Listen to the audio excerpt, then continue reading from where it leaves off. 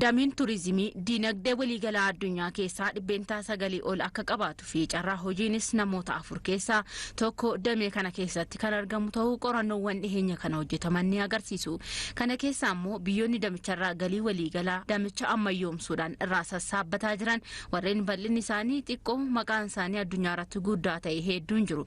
Dubaay, Singaappoor, Taayilaand, Qaataar fi Hawaayii kaasuu dandeenya. Garaagarummaan guddaan fiixee milkaa'inaa fi faallaasaa uume kun damicha caalatti ammayyoomsuu fi dijitaalessuu dhabuudhaan kan ka'e ta'utu himama. Biyyoota Afrikaa kanneen akka Keeniyaa, Tanzaaniyaa, Ijiptii fi biyyoonni muraasni maqaan isaanii dhahamuuf damicha dijitaalessuun sochii taasisaniin hanga tokko damee kanarraa fayyadamaa jiru. Gama Itoophiyaatti yoo dhufnu xiyyeeffannoon damee turizimiitiif waggoota muraasa as kenname gaarii ta'us damicha dijitaalessuun fi hojii qindoomina kana keessatti hojjetamuun garuu ammas xiyyeeffannoo barbaadu gahaa argatee jira kan jedhamu miti jedhan ogeessi damee turizimii dubbisne obbo Lammii Dhiinsaa. Digitaalaayiz yeroo jennu digitaal teekinooloojii kana fayyadamnee tajaajila turizimii keessatti kenninu kastameroonni keenya yookiin maamiltoonni keenya muuxannoo gaarii akka argataniif enheensi gochuu jechuudha. Kwaalitii isaa dabaluu jechuudha.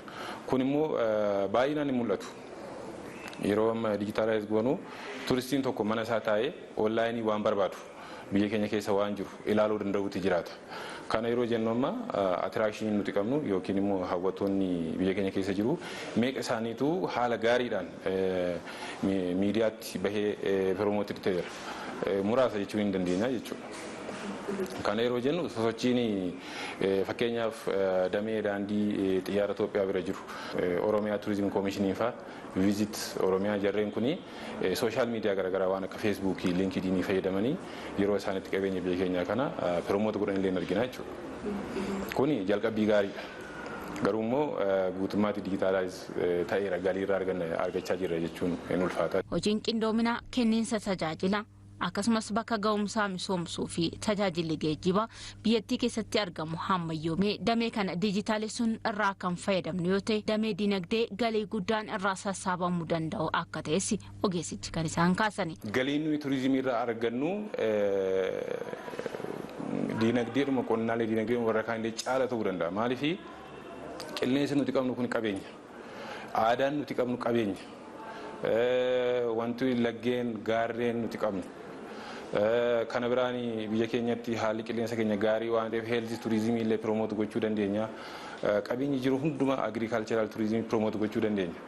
Kanaaf waan barbaadnu irraa argannee hin jiru. Naannichaa hanga tokko mul'isuu irratti hojii gaarii dhiheenya kana hojjetaa kan jiru Koomishiniin Turizimii Oromiyaas damee kanas dijitaalessuun qabeenya turizimii naannichaa beeksisuudhaaf sochiin taasifamaa jiraachuu Koomishinarri ittaanaan Koomishinii Turizimii Oromiyaa Naggaa Wadaajoo nutti himaniiru. Dijitaalessuu qaama hojii keenya isa guddaa fi isa murteessaa akka ta'e hubanne irra waan ta'eef beeksisa gabaa dhaadhiisa gabaa wantoota garaagaraa dijitaalessuu wajjin walqabatee hojjennachaadha.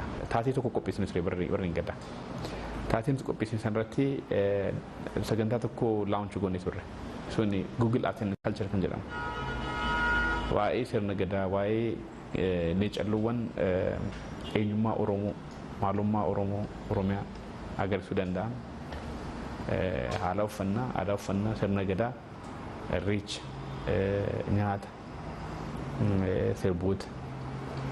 Google Arts and Culture irratti keenyeera. Google Arts and Culture jechuun pilaatfoormii guddaadha. Muuziyeemii onlaayin muuziyeemii jechuudha. Sun carraa guddaadha ispeeshaalii uummata keenyaaf carraa baay'ee guddaa ta'e kan kanaan dura argannee hin beeknedha. Waliigalaan faayidaa damee turizimii irraa argamu dabaluudhaa fi damicha caalmatti dijitaalessuudhaa fi hojiin imaammataan deeggaruu fi humna nama barate damicha irratti hubannoo gahaa qabu horachuun dhimma murteessaa ta'uu ogeessi damee turizimii obbo Lammii Dhiinsaa kan isaan akka yaada furmaataatti kaa'ani. Yeroo baay'ee biyya keenya keessatti wanti hundumtuu gara mootummaa deema. Waan akka poolisii turizimii istiraatiijii keessatti reekamandi gochuun keessatti dijitaalaayizeeshinii kana seeraan barreessuun baay'ee gaariidha jedhee yaada. Inni lammaffaan ogummaa dijitaalaayizeeshinii kana irratti namoonni leenjii gahaa akka argatan. Awareness gahaa akka argatan. Digital literacy kana iskilii isaanii akka isaan dagaagsan gochuun fi akkasumas infraastiraakcharii yookiin immoo bu'uuraalee misoomaa digital turizimii kana barbaachisan dagaagsuun murteessaadha jechuudha.